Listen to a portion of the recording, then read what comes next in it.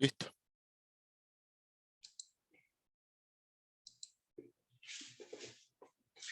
Bueno, comenzamos entonces con la unidad temática 6, ¿no?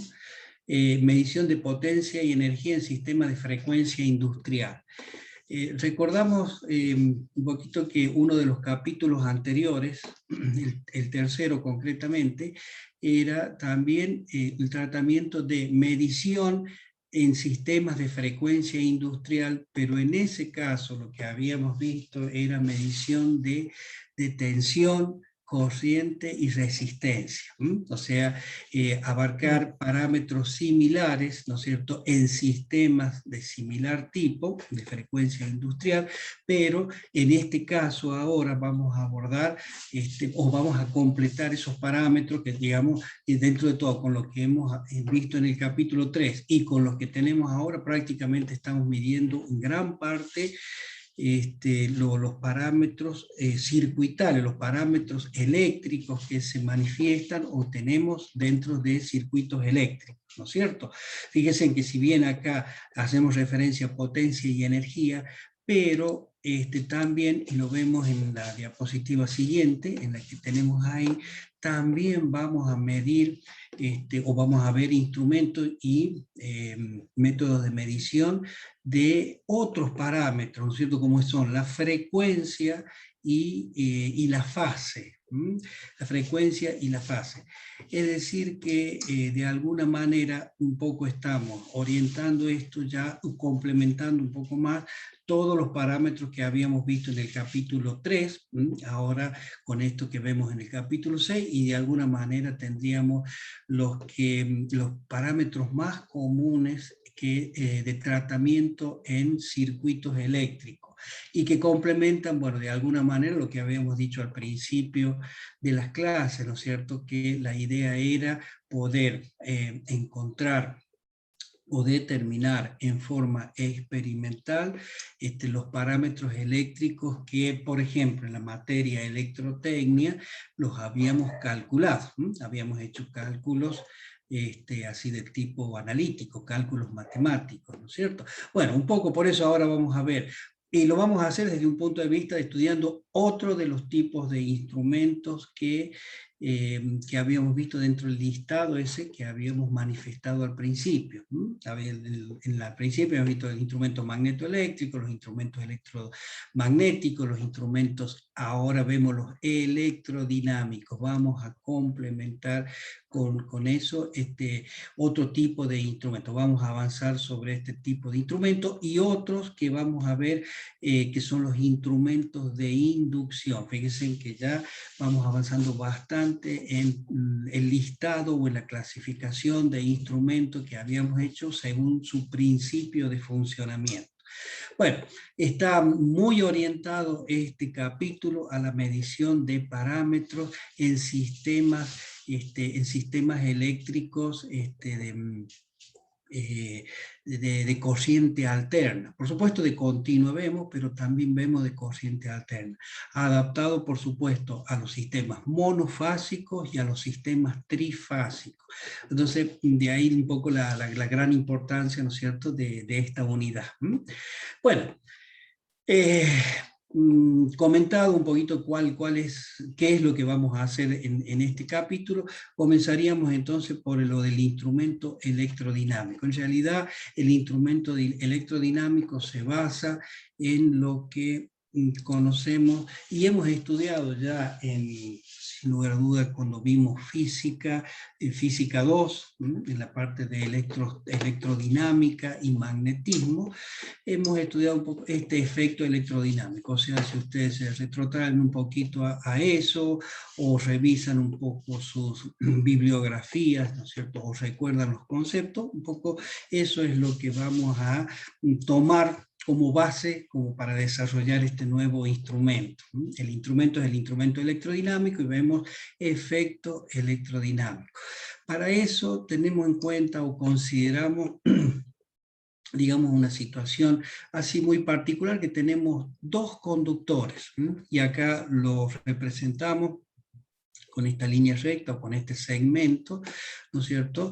Estos dos segmentos que están con direcciones paralelas entre uno y otro, o sea, rectilíneos y están en paralelo, y sobre los cuales circula una corriente eléctrica que en un principio consideramos continua y que tiene distintos sentidos.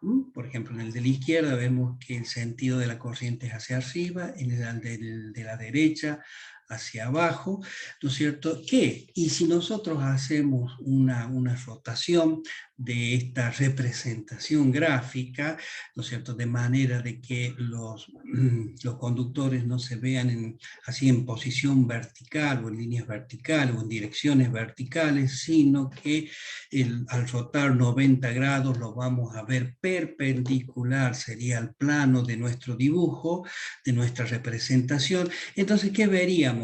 Lo veríamos a través de este punto y de esta cruz. Y ahí sí recordamos también otro concepto que se vio en electrotecnia, ¿no es cierto?, que es la representación de los conductores cuando son perpendiculares a la figura donde están representados, y que el punto nos representaba un conductor con la corriente saliente hacia él, digamos, a la persona que ve, ¿no es cierto?, al operario que está viendo.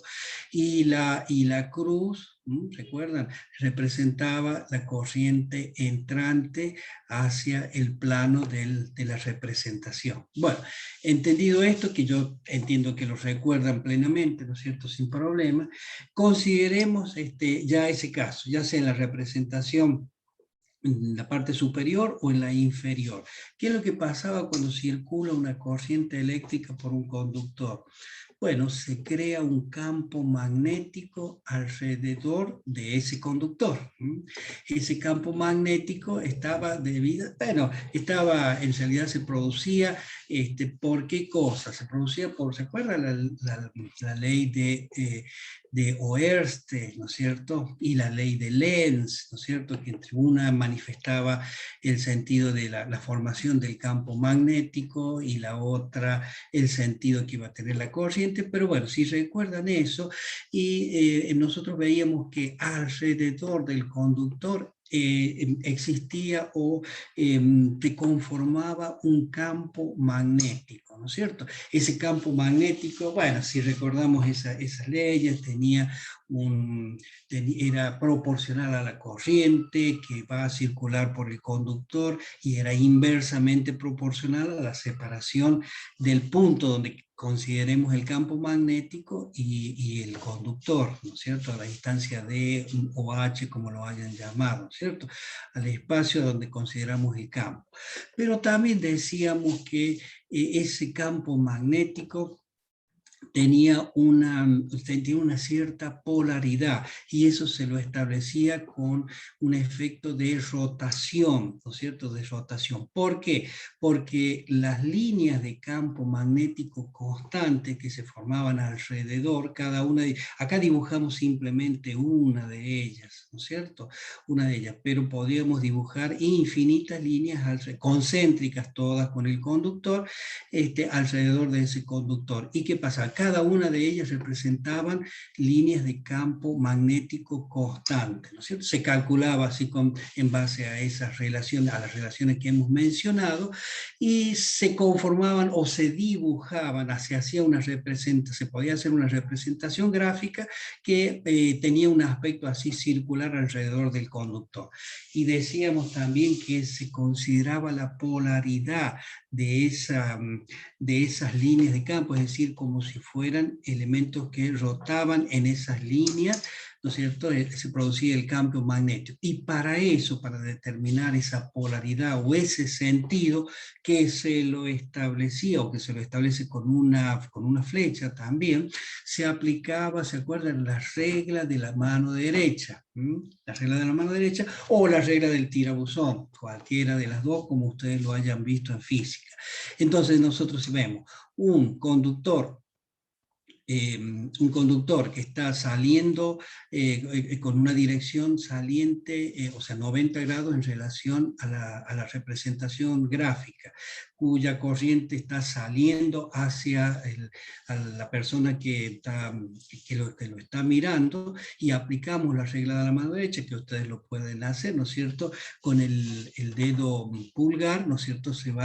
Van a, en favor de la dirección de la corriente, van a ver que todos los otros dedos de la mano, ¿no es cierto?, determinan el sentido que tiene de circulación el campo magnético.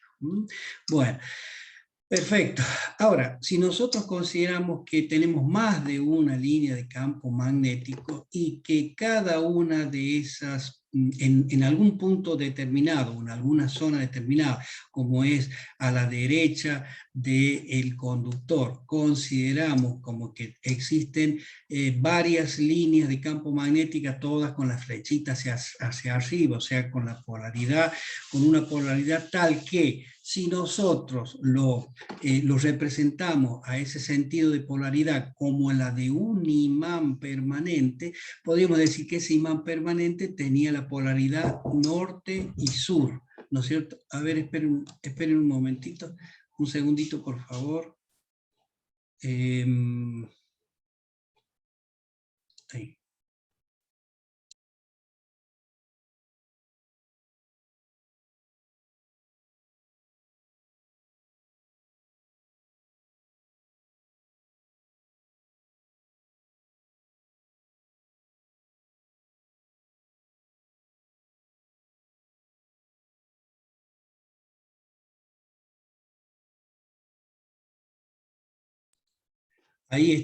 Ahí les pido un par de minutos, por favor.